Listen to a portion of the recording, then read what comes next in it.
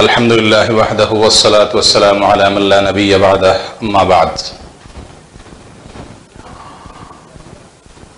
قال الله تبارك وتعالى قل إن صلاتي ونسكي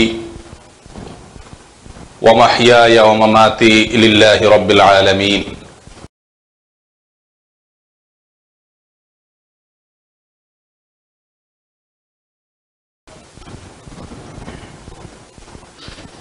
সম্মানিত দিনী ভাইরা, একের পর এক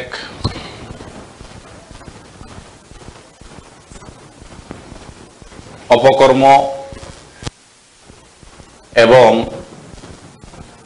মুসলমানের ঈমান বিধ্বংসী কালচার আমাদের দেশে আসতে থাকে। এই সমস্ত কালচারগুলো যখন আসে, সেসব সিজনকে সামনে রেখে কিছু কথা মুসলিম ভাইদেরকে বলা উলামা একরামের কর্তব্যের মধ্যে পড়ে। উলামা একরাম সে সকল সমসাময়িক নব্য কুফুর, নব্য শিরক, নব্য বিদআত সম্পর্কে মানুষকে সচেতন না করলে সংস্কৃতির নামে, চেতনার নামে শিরক, বিদআত এবং কুফুরির জোয়ারে মানুষ ভাসতে থাকবে। আর এগুলোকে উলামা একরাম শিরক এবং বিদআত এবং কুফুর হিসাবে চিহ্নিত করতে না পারলে বা চিহ্নিত না করলে এগুলো যে খারাপ বা মন্দ কাজ, সেই বোধটুকু মানুষের মধ্যে থাকবে না। তার ফলে মন্দ কাজের বোধও যদি মানুষের মধ্যে না থাকে, এক সময় সেই কাজটি সমাজের মানুষের কাছে বৈধ বলে মনে হয়। আর হারামকে যদি কেউ হালাল মনে করে, তাহলে তার দ্বারা কখনো সে হারাম কাজ ছাড়া সম্ভবপর হয় না। এমনি একটি অপসংস্কৃতি আমাদের সবার সম্মুখে চলে আসছে। আমরা সবাই জানি পহেলা বৈশাখ আর কয়েকদিনের মধ্যে আমাদের দেশে এই কালচারটি সমাজের সর্বত্র অত্যন্ত ঘটা করে, অত্যন্ত জাঁকজমকপূর্ণ ভাবে পালন হবে। কোরআন এবং হাদিসের দৃষ্টিতে পহেলা বৈশাখ পালনের কালচারটির পোস্টমর্টেম বা চেক আপ করা দরকার, যে এটা কোরআন এবং হাদিসের চেকে উতরে নাকি কোরআন এবং হাদিসের চেক আপে এটা ঈমান বিধ্বংসী একটি কাজে প্রমাণিত হয়।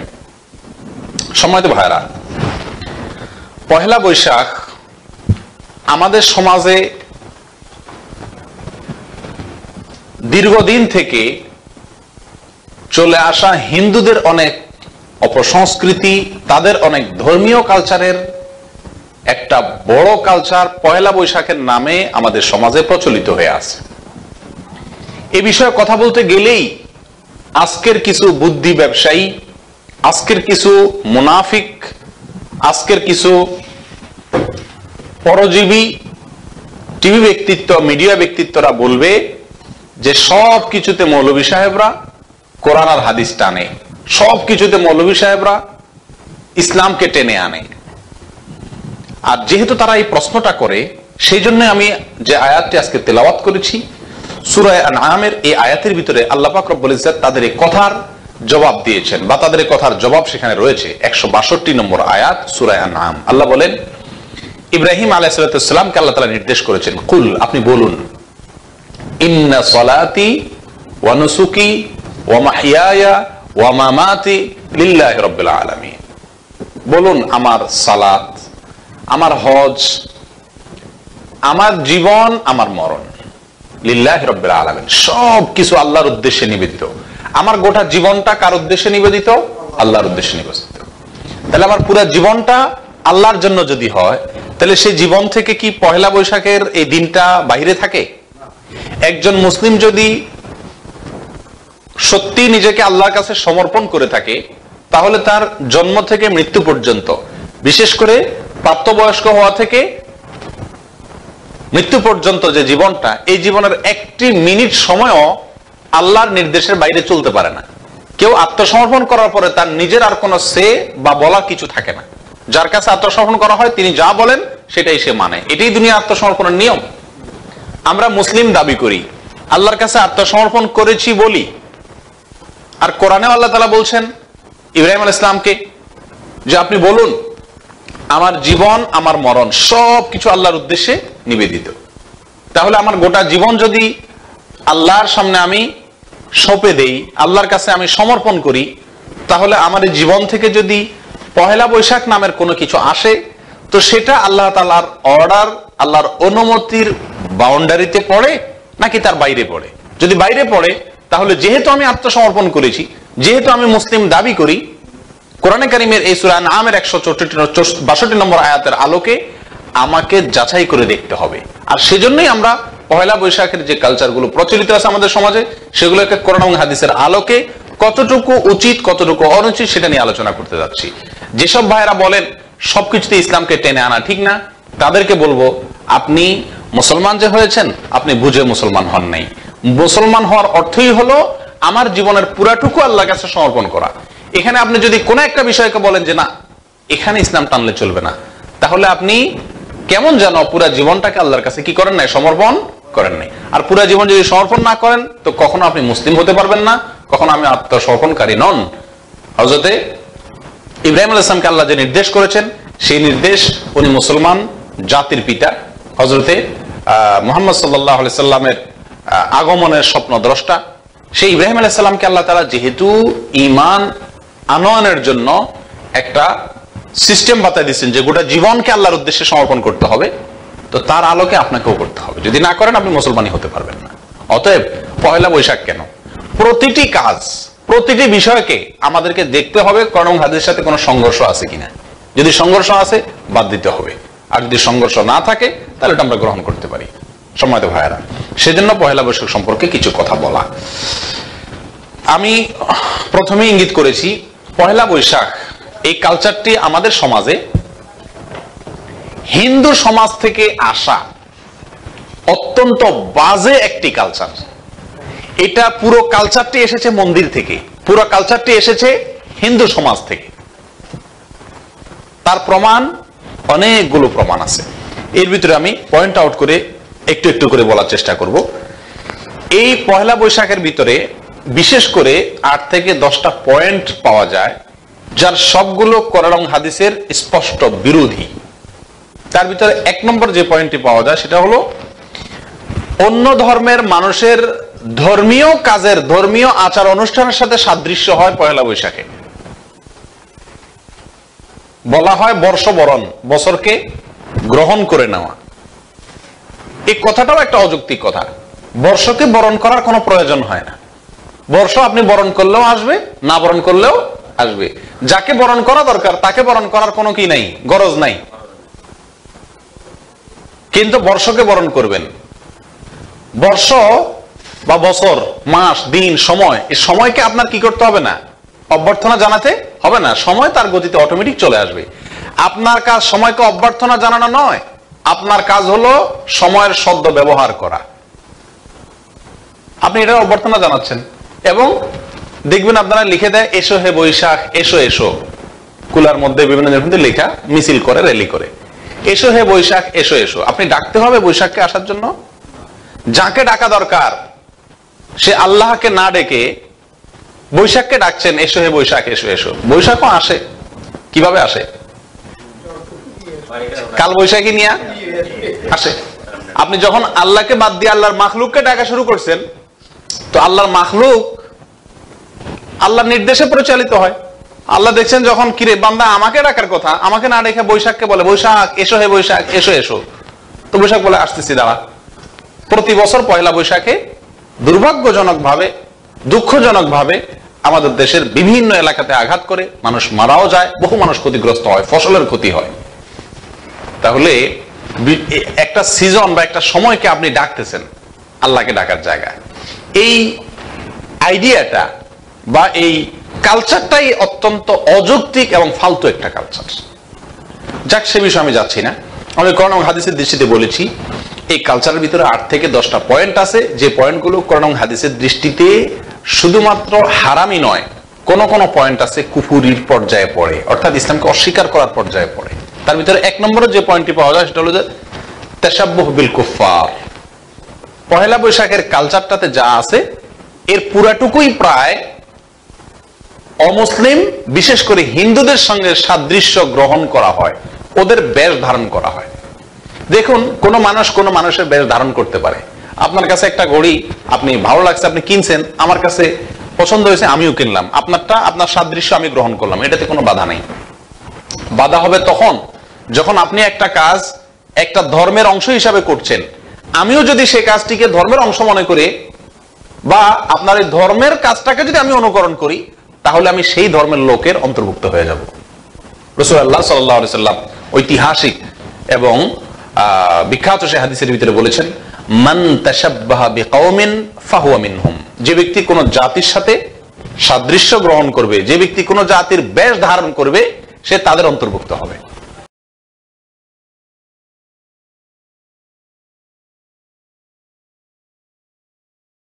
একজন হিন্দু ধুতি পরে, আপনি কি করলেন? ধুতি পরলেন। তো ধুতি হিন্দু তার ধর্মীয় কালচারের অংশ হিসাবে পরে, আপনি পড়লেন। একজন হিন্দু মহিলা সিঁদুর দেয়, আপনি সিঁদুর দিলেন। তো সিঁদুর কপালে দেওয়া এটা হিন্দু মহিলার ধর্মীয় কালচারের অংশ, ধর্মীয় কাজের অংশ।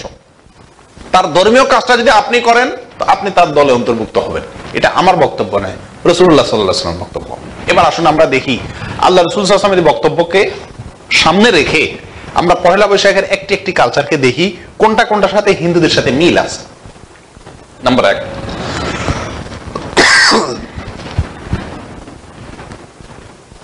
পহেলা বৈশাখের যে র্যালি বের হয়, পহেলা বৈশাখের যে কি বের হয় র্যালি, ইংরেজিতে র্যালি বলে, বাংলায় মিছিল বলে বা শোভাযাত্রা, যেটা বের হয় এটার নাম দেওয়া হয়েছে বা এটার নাম বলা হয় মঙ্গল শোভাযাত্রা।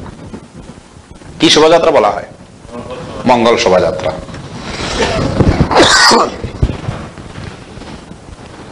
হিন্দুদের ধর্মীয় কাজের, আমাদের যেরকম নামাজ, রোজা, হজ, যাকাত, এগুলো সব সরাসরি দিনই কাজ না।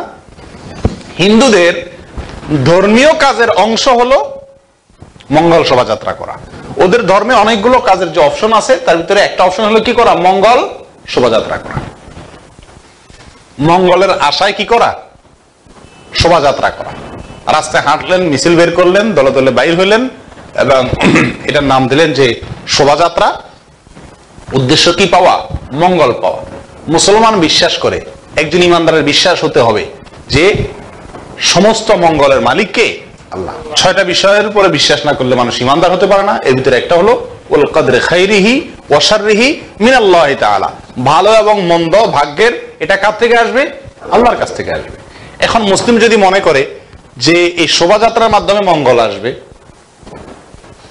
অথবা এই অর্থে না, মঙ্গলের অন্য কোনো অর্থে সে মঙ্গল শোভাযাত্রা করে, কিন্তু মনে রাখতে হবে মঙ্গল শোভাযাত্রা এটা হিন্দুদের ধর্মীয় একটা কাজ। সেটাকে যখন মুসলমান করে, তাহলে কাফেরদের শুধু বেশ ধারণ করে না, কাফেরদের কাজটা করা হয়, ধর্মীয় কাজটাই করা হচ্ছে। আর যদি আমি দেখলাম যে হ্যাঁ, এটাও হিন্দুদের থেকে আসছে, পান্তা ইলিশ কোত্থেকে আসছে? হিন্দুদের ধর্মীয় কাজের একটা অংশ হলো আশ্বিনে রান্না করে কার্তিকে খাওয়া। জানেন আপনারা? আশ্বিনে রান্না করে কার্তিকে খাওয়া, এটা কিন্তু ধর্মীয় কাজের একটা অংশ। তো এটা কিভাবে? এক মাসে রান্না আরেক মাসে খায়। কিভাবে? আশ্বিন মাসের শেষ দিন সন্ধ্যা বা শেষ দিনে রান্না করে কার্তিক মাসের প্রথম দিনের সকালবেলা খায়, অর্থাৎ পান্তা খায়। পান্তা ছাড়া তো এটা তো পান্তা নাকি, বাসি করে খাওয়া। পহেলা বৈশাখ উপলক্ষে পান্তা এবং ইলিশ, পান্তা মানে হলো আগের দিন রান্না করে খেলে তারপর তো পান্তা হবে। আর আগের দিন বলতে চৈত্র মাসের শেষ দিন, বৈশাখ মাসের প্রথম দিন, এক মাসে রান্না করে আরেক মাসে সকালে খাওয়া।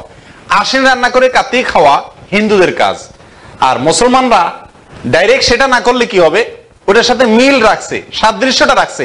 মুসলমানরা কি করতেছে? আজকে বাঙালি চেতনার নাম দিয়া মুসলমানরা অনেকেই চৈত্র মাসের শেষ দিনে রান্না করে বৈশাখ মাসের প্রথম দিনে পান্তা ইলিশ খাচ্ছে।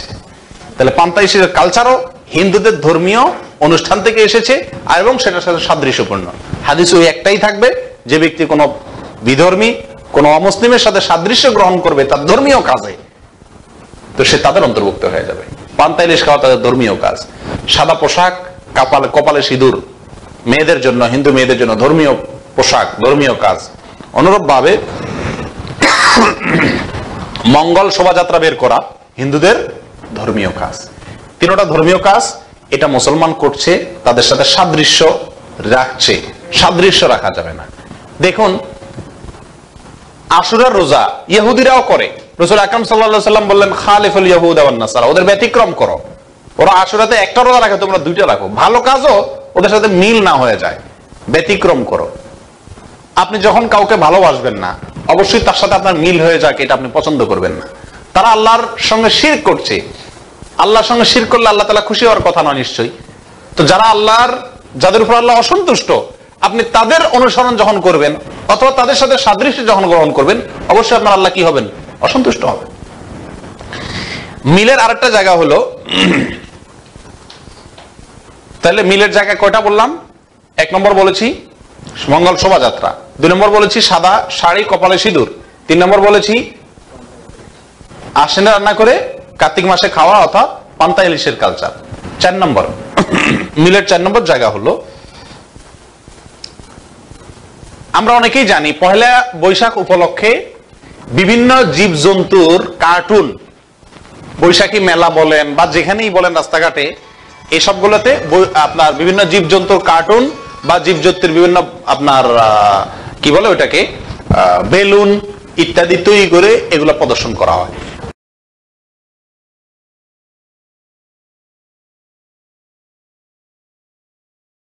অনেক মুখোশ ধারণ করা হয়, হনুমানের, বিড়ালের, বাঘের, বিভিন্ন পশুর। এই প্রসঙ্গে আমি বলতে চাই, হিন্দুরা বিভিন্ন জীবজন্তুকে পূজা করে, আপনারা জানেন তো। হনুমান পূজা করে, তারপর আর কি সিংহ নাকি একটা আছে না, পূজা করে। তারপরে যায় সাপ, সর্প পূজাও আছে, কিন্তু সাপ পূজা করে। বিভিন্ন হিংস্র জন্তু পূজা করে কারা? হিন্দুরা। আপনি পূজা করলেন না, ঠিক আছে, কিন্তু আপনি হিংস্র জন্তুগুলার মুখোশ আপনি ধারণ করলেন। আল্লাহ তাআলা আপনাকে মানুষ রূপে সৃষ্টির সেরা করে তৈরি করলেন, আপনি এটা পছন্দ হচ্ছে না। আপনি কুকুর, শুকুর, বিড়াল, হিংস্র জীবজন্তুর মতো হইতে আপনার কাছে পছন্দ হচ্ছে, ভালো লাগছে, এই জন্য তাদের মুখোশটা আপনি কি করলেন? ধারণ করলেন, পড়লেন। সময় তো ভাইরা, হিন্দুদের পূজার সময় এই জিনিসগুলো হয়ে থাকে। ওরা যেহেতু এগুলাকে পূজা করে, সেজন্য এগুলার মুখোশ কি করে? ধারণ করে। এগুলার বেলুন বানায় ওরা রাখে এবং এগুলার কার্টুন বানায় ওরা সেগুলো দিয়ে আনন্দ করে। আপনি মুসলিম হিসাবে পয়লা বৈশাখের বাঙালি কালচারের নামে একেবারে হুবহু সেই কাজটা না করলেও যা করছেন এটা তাদের সাথে সাদৃশ্যপূর্ণ। পয়লা বৈশাখ উপলক্ষে কিছু কার্টুন আছে, নেটে বিভিন্ন পত্রপত্রিকা আসে, এগুলোতে আমি আপনাদেরকে এখন দেখাইতে পারতাম, তাহলে বোঝানোর সুবিধা হতো। এগুলোকে এক পাশে রাখেন, আর পূজার সময় যে সমস্ত এরকম বিভিন্ন কার্টুন বলেন, বেলুন বলেন, এগুলো নিয়ে ফুর্তি করে হিন্দুরা, ওগুলোকে পাশাপাশি রাখেন, হুবহু মিল পাবেন, কোনো ব্যতিক্রম পাবেন না। এটা কি বলে? সাদৃশ্য গ্রহণ। এটাকে বলে কারোর অনুকরণ করা। সম্মানিত ভাইরা, এভাবে অনুকরণের অনেকগুলো দিক আছে, অনেকগুলো পয়েন্ট আছে, যার সবগুলো পয়েন্ট ওই হাদিসের আলোকে যে ব্যক্তি কোনো বিজাতির সাথে সাদৃশ্য গ্রহণ করবে সে আলোকে হারাম। এই একটা পয়েন্ট আমি বলে শেষ করলাম। পয়লা বৈশাখের 8টি পয়েন্টের কারণে বলছিলাম হারাম এবং কুফরি। এর ভিতরে 1 নম্বর যেটা পয়েন্টটা, সেটা হলো এর মধ্যে কি আছে? বিজাতি, বিশেষ করে হিন্দুদের সাথে তাদের ধর্মীয় কাজের সাথে মিল, সাদৃশ্য গ্রহণ এবং অনুকরণ আছে। এবং শুধু অনুকরণ কাকতালীয় ভাবে আছে তা নয়, এই জিনিসগুলোকে ভালোভাবে গভীরভাবে পর্যবেক্ষণ করলে দেখা যায় হিন্দুদের পূজা থেকেই পয়লা বৈশাখের এই কালচারগুলো ধার করা হয়েছে, নেওয়া হয়েছে। সম্মানিত ভাইরা, দ্বিতীয় যে বিষয়টির কারণে এটা হারাম, পয়লা বৈশাখের কালচার, এর মধ্যে দ্বিতীয় যে হারামের উপাদানটি আছে সেটা হলো উল্কি আঁকা। উল্কি উল্কি উল্কি হলো গালে অথবা শরীরের কোনো জায়গায়, হাতে টাতে বিভিন্ন ধরনের জীবজন্তু বলেন, ফুল বলেন, যাই বলেন, কোনো কিছু আঁকা, অঙ্কন করা, এটাকে বলা হয় উল্কি। উল্কি অঙ্কন করা এটা হারাম একটা কাজ। নাসাইর হাদিসে আসছে, রাসূলুল্লাহ সাল্লাল্লাহু আলাইহি ওয়াসাল্লাম বলেন, লাআনাল্লাহুল ওয়াশিমাতা ওয়াল মুস্তাওশিমাতা ওয়াল ওয়াসিলাতা ওয়াল মুস্তাওসিলাতা। আল্লাহ তাআলার গজব নাজিল হয়, আল্লাহ তাআলা অভিশাপ করেন কার উপরে? ওই সমস্ত মেয়েদের উপরে যারা তাদের গালে বা হাতে কি করে, উল্কি আঁকে, এবং ওই সমস্ত মেয়েদের উপরেও যারা এঁকে দেয়, উভয়ের উপর আল্লাহ লানত বা গজব বর্ষণ হয়। সম্মানিত ভাইরা, এই যে উল্কি অঙ্কন, মেয়েদের কথা হাদিসে এই জন্য বলা হয়েছে, এটা মেয়েরা সাধারণত বেশি করে, ছেলেদের চাইতে উল্কি অঙ্কনের ব্যাপারে আগ্রহী কারা বেশি হয়? মেয়েরাই থাকে। পয়লা বৈশাখ উপলক্ষে দেখবেন এখানে 1431 অথবা 2013 আপনার নিউ ইয়ার উপলক্ষে ইংরেজি, এগুলা লেখে উল্কি আঁকানো হয়, গালে, হাতেও আঁকে অনেকে, কপালে আঁকে অনেকে। এক তো হলো চিকিৎসা বিজ্ঞানীদের মতে মানুষের ত্বকের উপরে কোন রং, এই জাতীয় যে আপনার কেমিক্যাল আছে যেগুলাতে, এগুলা আঁকা, এই কেমিক্যাল গুলা কালি ব্যবহার করে, রং ব্যবহার করলে ত্বকের জন্য, চামড়ার জন্য মারাত্মক ক্ষতিকর। আর স্বাস্থ্যের জন্য ক্ষতিকর, আপনার জন্য ক্ষতি হবে এরকম কোন কাজকে শরীয়ত করার অনুমতি দেয়, এটা হারাম। আল্লাহ তাআলা স্পষ্টভাবে কোরআন কারীমের ভিতরে বলছেন, লা তুলকু আনফুসাকুম বিআইদিকুম ইলা তাহলুকা, তুমি নিজেকে নিজে ক্ষতির মুখে ঠেলে দিবে না, এটা নিষেধ। আপনি গালে বৈশাখ উপলক্ষে উল্কি আঁকলেন, কি দিয়া? রং দিয়া। এটা আপনার চামড়ার জন্য ক্ষতিকর। সারা বিশ্বের ডাক্তাররা বলে, ডাক্তাররা না বললে আপনিও বুঝেন, চামড়াতে এটা লাগানোর পরে, উঠার পরে চামড়ার জন্য, চামড়া স্পর্শকাতর, যে কোনো কিছু লাগানো যায় না, ক্ষতিকর। তাহলে একটা হলো আপনি শরীরের ক্ষতি করছেন। 2 নম্বর হলো রাসূল আকরাম সাল্লাল্লাহু আলাইহি ওয়াসাল্লাম বলেছেন আল্লাহর গজব নাজিল হয়, লাআনাল্লাহুল ওয়াশিমাতা ওয়াল মুস্তাওশিমাতা, যারা উল্কি আঁকে এবং যে আঁকা দেয় উভয়ের উপর আল্লাহর গজব নাজিল হয়। সম্মানিত ভাইরা, পয়লা বৈশাখ উপলক্ষে শুধুমাত্র উল্কি আঁকে না, আরো অতিরিক্ত মাত্রা কি, মেয়েদের গালে ছেলেরা এঁকে দেয়, ছেলেদের গালে মেয়েরা এঁকে দেয়।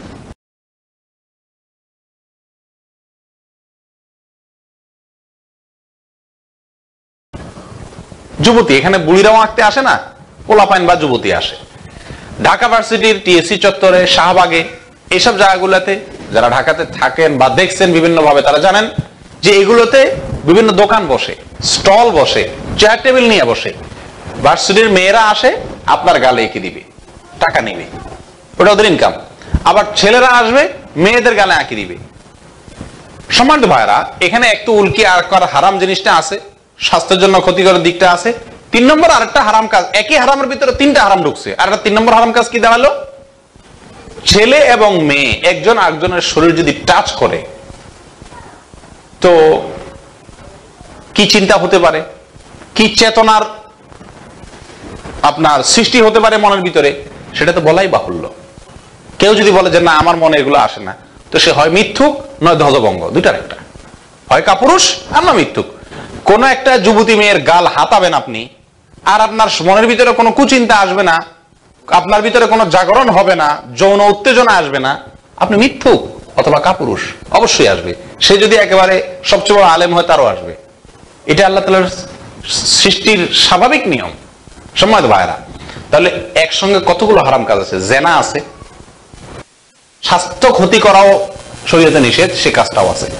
তিনটি নিষিদ্ধ বস্তু, একটি আছে। এটা হলো দ্বিতীয় পয়েন্ট বললাম পয়লা বৈশাখের।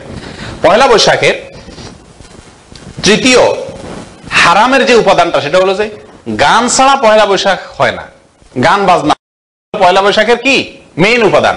যে শোভাযাত্রাগুলো বাইর হবে, এটা সামনে থাকবে কি ঢোল তবলা, পিঠে থাকবে একটা বাহিনী। যেখানেই মেলা হবে সেখানে থাকবে কি ঢোল তবলা। রাসূল আকরাম সাল্লাল্লাহু আলাইহি ওয়াসাল্লাম বলেন, বুইসতু লিউকসিরাল মাযামির অথবা লিআকসিরাল মাযামির, আমাকে প্রেরণ করেছেন দুনিয়াতে এই বাদ্যের জন্য। কেন? আল গিনা ইউমবিতু নিফাক ফিল কলব কামা ইউমবিতুল মাউ আয-যারা, পানি যেরকম ফসলকে উৎপাদন করে, মানুষের মনের ভিতরে মুনাফিকি উৎপাদন করে গানে বাজনায়। গানের কথা যদি ভালো হয়, তাহলে সেটা কবিতা আকারে, ছন্দ আকারে বলাতে দোষ নাই। কিন্তু গানের কথার ভিতরে যদি ভালোর কিছু না থাকে, সেক্সুয়ালিটি থাকে, যৌনতা থাকে, তো সেগুলো ইফটিজিং এর শিক্ষা হবে, ইফটিজিং এর জন্য মানুষকে উস্কানি দেওয়া হবে। আর তার সাথে যদি বাদ্যযোগ হয়, তাহলে তো হারামের উপরে হারাম। পয়লা বৈশাখ মানেই হলো ঢোল তবলা, আর ঢোল তবলা হারাম। আমাদের দেশে লালন সহ অনেক আপনার ভণ্ড আছে, যে সমস্ত ভণ্ডদেরকে আমাদের দেশে মহাপুরুষ বানানোর কিছু চক্রান্ত চেষ্টা করে কিছু টেলিভিশন, যাদেরকে দেশের মানুষ পছন্দ করে না। তাদের অনুসারী সারা জেলাতে 10 জনে খুঁজে পাওয়া কঠিন হবে। কিন্তু তাদেরকে মহামানব করে দাঁড় করায়। তাদের কথা হলো গান করা খারাপ কিছু না, গান ভালো জিনিস, গান বাধ্য করতে হবে। সম্মানিত ভাইরা, পয়লা বৈশাখের এই হারাম কাজের ভিতরে আরেকটা হলো গান বাদ্যের ব্যাপক প্রচার। অন্যদিন গান বাদ্য হবেই, আর মিছিল ঢোল তবলা দিয়া সামনে, যত মেলা হবে ঢোল তবলা বাজবে। এখানে আমি আরেকটা কথা বলতে চাই, ওই যে প্রথম পয়েন্টে বলেছিলাম পয়লা বৈশাখের প্রথম হারামের উপাদানটা হলো হিন্দুদের সাথে হুবহু মিল সমস্ত কালচার গুলো। এর ভিতরে এটাও যোগ করেন, ঢোল তবলা বাজায় পূজা করে, ওদের পূজার অংশ হলো ঢোল তবলা বাজানো। তাহলে আপনি পয়লা বৈশাখে ঢোল তবলা বাজায় অনুষ্ঠান করতেছেন, ওরা ঢোল তবলা বাজায় পূজা করে। ওদের হিন্দুদের ঢোল তবলা বাজানো আর আপনার পয়লা বৈশাখে ঢোল তবলা বাজানো মিলে দেখেন মিলে কি না মিলে।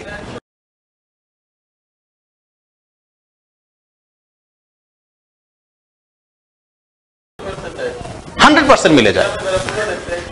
আপনারা যারা দেখছেন চোখে হিন্দুদের ঢোল তবলা বাজায় পূজা করার দৃশ্য, ওইটার সাথে পয়লা বৈশাখের ঢোল তবলাকে মিলে দেখেন, হুবহু মিলবে। আপনি কি বলবেন এগুলা কাকতালীয়? একটা নয়, এভাবে সমস্ত পয়েন্টগুলো একেবারে পয়লা বৈশাখের পান্তা থেকে, সকালের পান্তা থেকে নিয়ে শুরু করে, মেয়েদের পোশাক থেকে নিয়ে শুরু করে, ঢোল তবলা থেকে শুরু করে, মঙ্গল যাত্রা থেকে শুরু করে, উল্কি আঁকা থেকে শুরু করে, পশুর মুখোশ ওরাও ধারণ করে পূজার সময়, আপনি ধারণ করছেন, ওটাই থেকে শুরু করে ওরা পশুকে পূজা করে, আপনি পশুকে নিয়ে আনন্দ ফুর্তি করতেছেন। একটা একটা করে সমস্ত পয়েন্টগুলোকে মিলাই দেখেন, এগুলো কাকতালীয় নয়, এগুলো হিন্দুদের পূজার একটা নতুন ভার্সন মুসলমানদের সমাজে ঢুকে দিচ্ছে কিছু মানুষ বাঙালি চেতনার নামে। আমি তো আগেই বলেছিলাম, বাঙালি চেতনার কথা যদি বলেন তো বাঙালি নারীর প্রথম চেতনা বা প্রথম কালচার, বাঙালি নারীর প্রথম ঐতিহ্য হলো মাথায় ঘোমটা দেওয়া, সেটা তো কেউ দেন না। সম্মানিত ভাইয়ারা, তাহলে হারামের আরেকটি উপাদান বলেছিলাম গান বাজনা। পয়লা বৈশাখের আরেকটি হারামের উপাদান হলো অশ্লীলতা। যে মেয়ে সাধারণত একটু নিজেকে পর্দার ভিতরে রাখার চেষ্টা করে, পর্দার ভিতরে পুরোপুরি না রাখতে পারলেও অতটা বেহায়াপনার মধ্যে গা ভাসায় না, কেউ কিন্তু পয়লা বৈশাখ অনুষ্ঠান করতে গিয়া, বর্ষবরণের ফুর্তিতে নামতে গিয়া সেও বেপর্দা হতে বাধ্য হয়। কারণ বোরকা পরে তো আর কেউ পয়লা বৈশাখের মেলায় বা র্যালিতে বা শোভাযাত্রায় বা মঙ্গল যাত্রা যেতে পারে না। যেতে পারে কেউ যদি বোরকা পরে যায়, সবাই হাসবে না? এখানে একটা সাইকোলজিক্যাল ব্যাপার দেখেন, মনস্তাত্ত্বিক একটা বিষয় দেখেন। বোরকা পরে যদি কেউ পয়লা বৈশাখের মেলা যায়, অথবা বোরকা পরে যদি কেউ মঙ্গল শোভাযাত্রা বের হয়, শাহবাগে যায় পান্তা ইলিশ খাইতে, বোরকা পরে যদি কেউ বোরকাটা উঠে বলে আমার গালে কি উল্কে এঁকে দাও, তো 100 হবে কি হবে না? কেন হবে? সাইকোলজিক্যাল একটা ব্যাপার, মানুষ মনস্তাত্ত্বিক একটা বিষয়। আপনি চিন্তা করেন, 100 বলবে হাইরি বোরকা পরে তো এই কাজ সম্ভব না, অর্থাৎ এই কাজের সাথে বোরকার সংঘর্ষ আছে, হুবহু আলাদা। তার মানে কি? তার মানে প্রমাণ হচ্ছে এখান থেকে এটা মুসলমানদের কাজ। যদি সেখানে যায় উল্কি আঁকে, কোন আলে মসজিদের ইমাম যদি সেটা করে, সারা দেশের মানুষ আশ্চর্য হবে। এটা তো হওয়ার কথা না, বোরকা করার কথা না। অর্থাৎ বোরকা এবং আলেম ওলামাদের লেবাসের সাথে এটার যে সংঘর্ষ সমাজে প্রতিষ্ঠিত, এখানে সাংঘর্ষিক। নাম্বার 4 যেটা বলছে অশ্লীলতা কিভাবে, সেটা তো আমি বললামই। যে মেয়েরা একটু শালীনতার সাথে চলে তারাও হয়ে। নাম্বার 2, সাদা পোশাক পরলে গরমের দিনে এমনি মানুষ অশালীন হয়ে যায়। নাম্বার 3, পয়লা বৈশাখের অনুষ্ঠান নারী পুরুষ তো আলাদা হওয়ার কোনো ব্যবস্থা নেই। এই যে কয়েকদিন আগে হেফাজতের লং মার্চে 4 নম্বর দাবি করা হয়েছিল নারী এবং পুরুষের কি করতে হবে, আলাদা আলাদা ব্যবস্থা করতে হবে। আগুন ধরে গেছে নাস্তিকদের গায়ে, সুবহানাল্লাহ, বলে কি?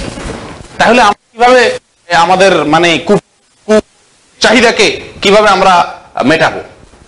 নারীকে আলাদা করতে হবে, খাইছে রে। তার মানে টকশোতে যদি মেয়ে বোরকা পরে আসে তো আমি তাকাবো কিভাবে তার দিকে? নাস্তিকদের মাথা খারাপ হয়ে গেছে, হুজুরদের উপরে কি খেপা। হ্যাঁ, মৌলবীরা এটা কি দাবি করলো? তারা বলতেছে এটা মধ্যযুগীয় দাবি। মধ্যযুগীয় বুঝেন মানে বর্বর, মহিলারা পর্দা করবে, এটা হলো বর্বর। বর্বর বুঝেন? এটা হলো হিংস্র, এটা হলো আপনার যেটাকে বলে কি বিভৎস। সম্মানিত ভাইরা, আল্লাহ তাআলার আইনকে মানবা না, আল্লাহ তাআলার আইনকে বলবা বিভৎস, নোংরা, আবার মুখে বলবা আমি মুসলমান, মুখে বলবা আমরা রাসূলকে ভালোবাসি। এটা কি তো মুনাফিকি বলে? মুনাফিকি আর কাকে বলে? আল্লাহ রাসূলের আইনকে স্পষ্ট ভাবে গালি দিবা, গালি দিলেই তো কাফের হয়ে যায়। সেখানে আবার বলবা যে আমরাও রাসূলকে ভালোবাসি। সম্মানিত ভাইরা, পয়লা বৈশাখ উপলক্ষে এই আরেকটি উপাদান হলো অশ্লীলতা, নারী পুরুষের ঢলাঢলি। বৈশাখী মেলা নারী পুরুষ একসাথে ঢলাঢলি, মঙ্গল শোভাযাত্রাতে, র্যালিতে একসাথে ঢলাঢলি, বাসে টাসে সব জায়গায় একসাথে ঢলাঢলি, পর্দার তো এখানে কোনো বালাই নেই। তাহলে এই উৎসবটার মধ্যে আপনার অশ্লীলতার জোয়ার, অশ্লীলতার প্রশিক্ষণ চলছে। এরপরে যদি মঙ্গল শোভাযাত্রায় গিয়া বা পয়লা বৈশাখে গিয়া হাজার হাজার সুন্দরী মেয়ে আসবে, টিভিতে দেখবে, ওখানে যাবে, যুবক ছেলের যেগুলো দেখে দেখে তার মনের ভিতরে কি হয়, তার কামভাব চরিতার্থ করার আগ্রহ জাগে, আকাঙ্ক্ষা জাগে। সে তো এগুলো হাতের নাগালে পাচ্ছে না, এই মেয়েগুলাকে সে হাতের নাগালে জেনা করার জন্য পাচ্ছে না। এরপরে যদি সে যায় আক্রমণ করে কাজের মেয়ের উপরে, এরপরে যদি কোনো ছাত্রীর উপরে, কোনো গ্রামের মেয়ের উপরে, কোন নিরীহ মেয়ের উপরে আক্রমণ করে আর তাকে ধর্ষণ করে, তখন আপনি বলবেন হ্যাঁ নারীর অধিকার বলুনটিতে হয়েছে, হান হয়েছে, তান হয়েছে। আপনি তো সুযোগ করে দিচ্ছেন। আপনার পয়লা বৈশাখের কালচার থেকেই তো ওরে কামনা জাগছে, সেখান থেকেই তো এই আপনার ওকে আগুন জ্বালা দিচ্ছেন ওর গায়ের মধ্যে। এখন সে কামভাব চরিতার্থ করার জন্য তো কুকর্ম করবেই। সম্মানিত ভাইয়ারা, 5 নম্বর যে হারাম কাজটির উপাদান পয়লা বৈশাখের ভিতরে আছে সেটা হলো মূর্তি পূজা। মূর্তি পূজা পয়লা বৈশাখে কেউ পূজা করে না, কিন্তু হিন্দুদের মূর্তি পূজার সাথে এটা সাদৃশ্য আছে। আমি তো আগেই বলেছি, বিভিন্ন কার্টুন, বিভিন্ন আপনার জীবজন্তু, বেলুন তৈরি করে ওইটাকে ঝুলায় রাখা হয়, ওইটাকে যে কোনো একটা মোড়ে রাখা হয় সৌন্দর্যের অংশ হিসাবে।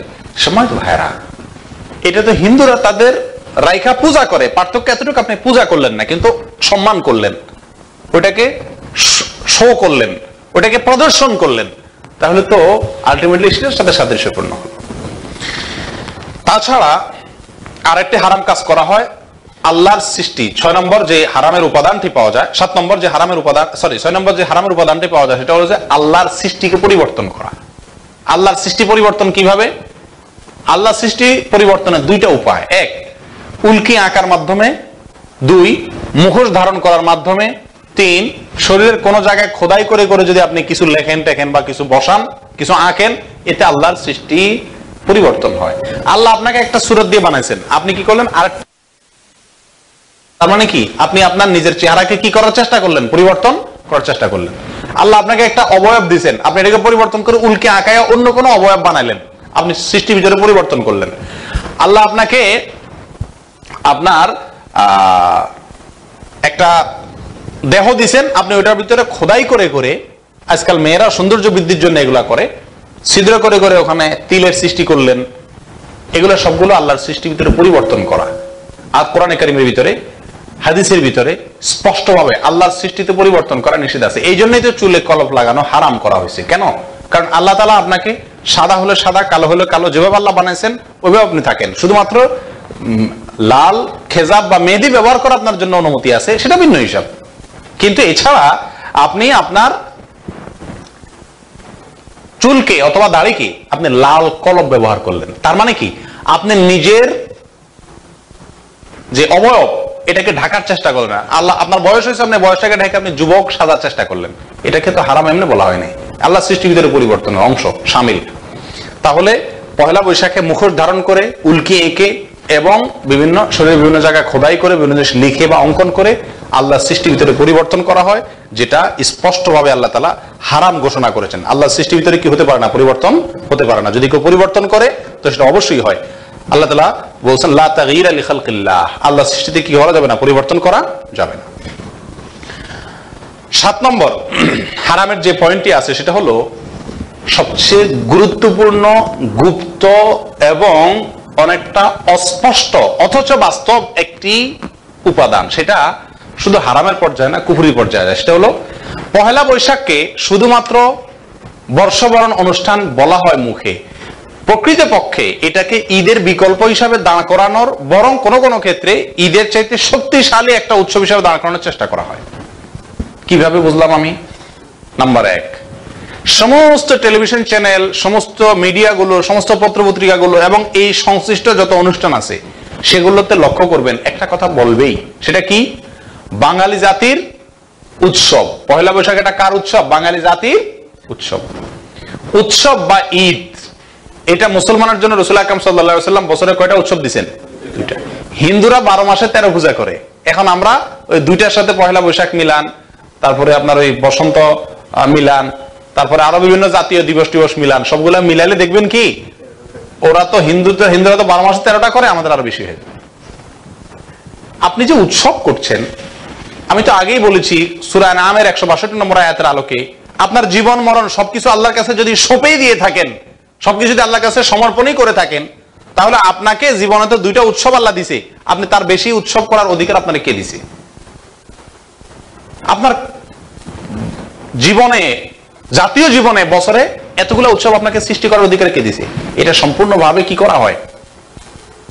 ঈদের বিকল্প হিসাবে পয়লা বৈশাখকে দাঁড়ানোর চেষ্টা করা হয়। গত বছর এই এপ্রিল মাসের প্রথম আলোর কাটিং আমি মাত্র দেখে আসলাম, ফেসবুকে আমার আছে, সেখানে প্রথম আলো নিউজ করেছে বা লিখেছে যে পয়লা বৈশাখ উপলক্ষে, পয়লা বৈশাখ এটা হলো বাঙালি জাতির বছরের সবচেয়ে বড় উৎসব, সবচেয়ে বড় উৎসব। আচ্ছা, আমরা বাঙালি, এতে তো সন্দেহ নেই, বাংলার কথা বলি সেই হিসাবে আমরা বাঙালি, বাংলাদেশের নাগরিক সেই হিসাবে বাংলাদেশীয়, কিন্তু বলা হচ্ছে বাঙালি জাতির, অর্থাৎ আমি বাঙালি হলে তো আমি তো মুসলমানও বটে নাকি, তার মানে বাঙালি প্লাস মুসলিম আমি, তাহলে একজন মুসলিম বাঙালির বছরের সবচেয়ে বড় উৎসব হলো কি? পয়লা বৈশাখ। ঈদ আর দুই ঈদ তাহলে কত নম্বর? সবচেয়ে বড় যদি এটা হয়। এটা শুধু প্রথম আলো বলছে তা নয়, সমস্ত মিডিয়া বলছে। সাধারণ মানুষের ধোকা দিচ্ছে। ঈদ বলে না, ঈদ বললে তো মানুষ পিটাবে। যদি বলা যায় পয়লা বৈশাখ এটা বাঙালি জাতির ঈদ, তাহলে তো মাইর খাবে। ঈদ না বইলা উৎসব বলে, ঈদ আর উৎসবের ভিতরে কোনো পার্থক্য আছে? তার মানে তারা বলতে চাচ্ছে বাঙালি জাতির সবচেয়ে বড় ঈদ হলো পয়লা বৈশাখ। এটাতে একেবারে হীন, আবার বলা হয় হীন, ধর্ম বর্ণ নির্বিশেষে সবাই এটাতে একাকার হয়ে গেছে। ধর্ম নিরপেক্ষতার জগা খিচুড়ি, নাস্তিকতা, সেকুলারিজম ধর্মের ইয়ে থেকে বের করে আনার জন্য বলা হয় ধর্ম যার যার ব্যক্তিগত বিষয়। কখনো না, মিথ্যা কথা, ধর্ম কখনো শুধু ব্যক্তিগত বিষয় নয়। ধর্ম ব্যক্তিগত, ধর্ম পারিবারিক, ধর্ম সামাজিক, ধর্ম রাষ্ট্রীয়, ধর্ম আন্তর্জাতিক, ধর্ম সব জায়গাতে ধর্মের ইয়ে থাকবে, অংশগ্রহণ থাকবে। ধর্মকে শুধুমাত্র ব্যক্তিগত বিষয় বানা রাখবেন, এটা হলো ধর্মকে অস্বীকার করার সেকুলারি প্ল্যান, এটা হলো নাস্তিক্যবাদীদের প্ল্যান। আল্লাহ তাআলা এদেরকে হেদায়েত দান করুন, আর এদের চক্রান্ত থেকে অন্তত মুসলমানদের জনপদগুলোকে হেফাজত করুন। সম্মানিত ভাইরা, আমি বেশি দীর্ঘায়িত করবো না, সংক্ষেপ করতে যাচ্ছি। ঈদের বিকল্প হিসেবে এটাকে দাঁড় করানোর চেষ্টা করা হয়, বলা হয় বাঙালি জাতির উৎসব। আচ্ছা, ঈদের বিকল্প যে আমি বললাম, কিসের ভিত্তিতে বললাম? একটা ভিত্তি আছে কিনা এটা আমি আপনাকে 3-4টা দলিল দিই। নাম্বার 1, ঈদে নতুন পোশাক পরা হয় না? হাদিসের ভিতরে ঈদে ভালো পোশাক পরার নির্দেশ আসছে না? পয়লা বৈশাখে নতুন পোশাক পরে কি পরে না? বৈশাখের আলাদা পোশাক কেনা হয় কি হয় না? তাহলে ঈদেও নতুন পোশাক কিনেন, এখানেও নতুন পোশাক কিনলেন, আপনি ঈদের মতো সেম করতেছেন না এটাকে? নাম্বার 1। নাম্বার 2, ঈদে একটু ভালো খাবার ব্যবস্থা করা হয়, তো এখানে ভালো না বাসিটা খায়, কিন্তু খাইলে কি হবে? তার সাথে ইলিশ খায়। তো ইলিশ তো পয়লা বৈশাখে 2000-3000 টাকা কেজি হয়ে গেছে এখন বাংলাদেশে না? সারা বছর বাংলা ভালো করে বলতেও পারে না, ইংলিশ অর্ধেক বলে। আমাদের টিভি টকশো গুলোতে যারা বুদ্ধিজীবী আসে আমাদের বাঙালিগিরি শিখাইতে, এদের কথার অর্ধেক থাকে ইংলিশ, বাংলা কথাও বলে না ওনারা ভালো করে। অথচ একদিন পান্তা আর ইলিশ খায় কি হয়ে যায়? বাঙালি হয়ে যায়।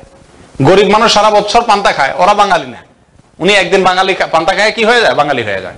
যাই হোক, তো বলছিলাম যে এই ভালো খাবার বিশেষ করে ব্যবস্থা করা, মিষ্টি খায়, পয়লা বৈশাখ মিষ্টি হয়।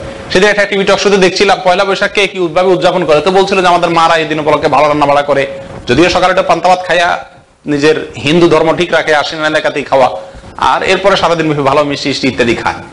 তো এই জিনিসটা, অর্থাৎ ভালো খাবার ঈদের দিনে করা হয়, আপনি পয়লা বৈশাখে করছেন। ভালো পোশাক ঈদের দিনে করা হয়, আপনি পয়লা বৈশাখে করছেন। ঠিকই ঠিক না?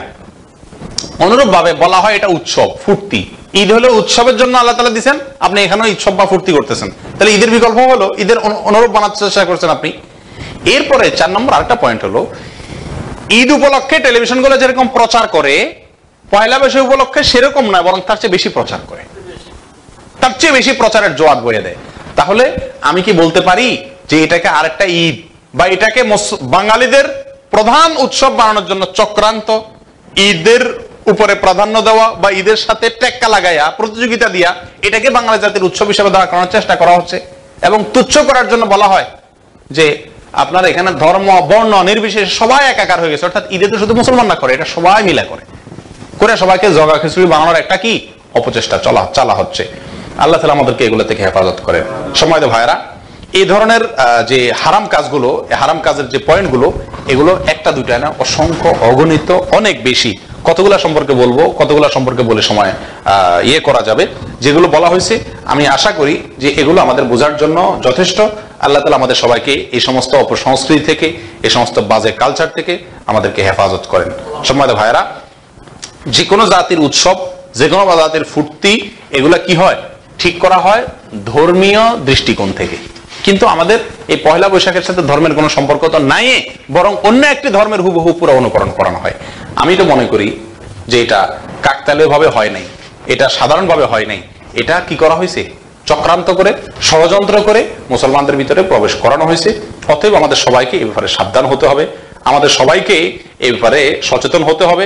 আমরা নিজেরা তো এগুলা থেকে বিরত থাকবোই। আরো যে সমস্ত ভাইয়েরা না বুঝে এই সমস্ত কাজগুলো করছেন, তাদেরকে বোঝানোর চেষ্টা আমাদের করতে হবে, তাদেরকে ফেরানোর চেষ্টা আমাদের করতে হবে। আমাদের ছেলে মেয়েরা, আমাদের আত্মীয় স্বজনরা, আমাদের পরিবারের লোকেরা অনেকেই দেখবেন যে পয়লা বৈশাখের সমস্ত কালচারের সাথে গা ভাসায়, হয়তো আমরা জানিও না, আনন্দ করতেছে, ফুর্তি করতেছে, কিন্তু বুঝতেছে না যে এই ফুর্তিটা সাধারণ ফুর্তি নয়, এটা একটা চক্রান্ত, এটা একটা ষড়যন্ত্র, এটা চাপিয়ে দেওয়া একটা। এগুলোর উপরে আমাদের কি হওয়া দরকার? সাবধান হওয়া দরকার। শেষ পরিশেষে আরেকটি কথা বলবো, বছর শেষ, একটা বছরের শেষ, পয়লা বৈশাখ মানে নতুন একটা বছরের শুরু। আমি আগেও বারবার বলেছি আপনাদেরকে, নতুন একটা বছর শুরু, আপনার জীবন থেকে একটা বছর খসে পড়লো, এটাতে আপনার ফুর্তি করার কথা না, তো আক্ষেপ করার কথা। হারিয়ে গেছে একটা বছর, আপনার হায়াত থেকে একটা বছর কমে গেল, আপনার কবরের দিকে একটা ধাপ বেড়ে গেল, তাহলে সেখানে ফুর্তি করার মতো কোনো অপশন তো এখানে থাকতে পারে না, কোনো বিবেকবান তো এখানে ফুর্তি করতে পারে না। বিধায় এই পয়লা বৈশাখের কালচারটি এক তো বাস্তবতা বিবর্জিত, অযৌক্তিক, একইভাবে কোরআন এবং হাদিসের বিরোধী। 7-8টি পয়েন্ট আমি দেখালাম আপনাদেরকে। এই পয়েন্টগুলোর আলোকে এটাতে 7-8টি হারাম এবং কুফরি কাজের উপাদান রয়ে গেছে। আল্লাহ তাআলা আমাদের জাতিকে হেফাজত করুন। আমরা জানি আমাদের এই কথা দ্বারায় খুব কম মানুষই হয়তো এগুলো থেকে বিরত থাকবে, কিন্তু যে জোয়ার চলছে, এই জোয়ারের বিপরীতে অন্তত অন্যায়কে অন্যায় বলা, খারাপকে খারাপ বলা আমাদের দায়িত্ব। আবারও বলছি, আমরা দেশকে ভালোবাসি, আমরা বাংলাদেশের মানুষ হিসাবে বাংলাদেশকে ভালোবাসা এটা স্বাভাবিক ব্যাপার। একটা পশুও যদি কোনো জায়গা থাকে, সে জায়গার প্রতি তার কি হয়ে যায়? ভালোবাসা হয়ে যায়। আর আমরা তো মানুষ, দেশের প্রতি ভালোবাসা হওয়া এটা করোনা দেশে নিষেধ না। দেশকে প্রেম করা, দেশকে ভালোবাসা করা, দেশকে পছন্দ করে দেশের উন্নয়নের জন্য কাজ করা এটা নিষেধ নয়, বরং সৎ উদ্দেশ্য থাকলে এটা সওয়াবের কাজ। অতএব পয়লা বৈশাখের বিরোধিতা যে আমরা করছি, মোম কালচারের বিরোধিতা যে আমরা করছি, এর মানে এই নয় যে আমরা আমাদের দেশকে ভালোবাসি না, আমরা দেশের কালচারকে ভালোবাসি না। না, আমরা দেশকে ভালোবাসি, তবে দেশের ভালোবাসার নাম দিয়া ইসলামকে ধ্বংস করার যে সমস্ত চক্রান্তগুলো তলে তলে করা হয়, এগুলোর বিরুদ্ধে আমরা অবশ্যই, এবং এগুলোর বিরুদ্ধে বলা আমাদের দায়িত্ব এবং কর্তব্য। আল্লাহ তাআলা আমাদের সবাইকে বুঝার তৌফিক দান করুক, আমল করার তৌফিক দান করুক। আখিরু দাওয়ানা আলহামদুলিল্লাহ রাব্বিল আলামিন। আরেকটা হলো শেখ, যে বর্তমানে যে দুলডাঙ্গা দিয়া এরকম মনে করে যে পোশাক একটা মেয়েদের জন্য এরকম আরেকটা পোশাক, মানে সাদা পোশাক, ওই সাদার ভিতরে দুলডাঙ্গা লাগাইছে, ডোল টোল দিয়ে পোশাক বানাইছে। ওই পোশাক কই লাগে বসে এর জন্য ওই কি নিয়ম বর্তমানে তো বলেন এবার, এখন এই পোশাকটা কোরআন হাদিসের দৃষ্টিতে সঠিক কিনা এটা বোঝার জন্য কোনো আলেমের ফতোয়ার দরকার নেই। যিনি যে মেয়ে সালোয়ার কামিজ বা শাড়ি পরছেন, ওটাতে ঢোল টোলের ছবি আছে, মূর্তির ছবি আছে, ওইটা পরে জন্য যে শয়লাংশ বাইর হচ্ছেন, ওনার কাছে ফতোয়া জিজ্ঞেস করেন, কোন আলেমের কাছে না। ওই পয়লা বৈশাখে যাওয়া মহিলার কাছে জিজ্ঞেস করেন, আপনি এই পোশাক পরে নামাজ পড়বেন? না না, প্রশ্নই আসে না। মসজিদে যাবেন? না না, প্রশ্নই আসে না।